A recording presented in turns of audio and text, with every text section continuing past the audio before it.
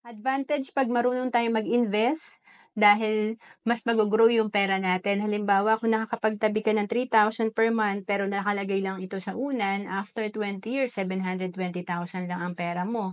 Pero pag marunong ka mag-invest, after 20 years, ito ay nasa 2.9 million kung kumikita to ng 12% per year.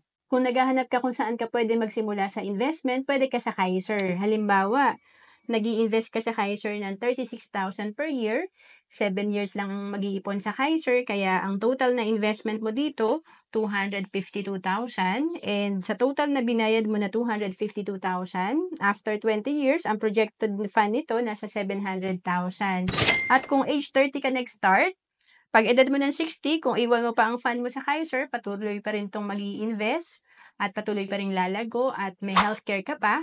And ang projected fund nito pag edad mo ng 60, nasa 1.8 million or may passive income ka na kung kumikita ng 10% per year, 180,000 or 15,000 per month na passive income. Ang Kaiser ay 3-in-1. Dito may healthcare ka na, life insurance at investment.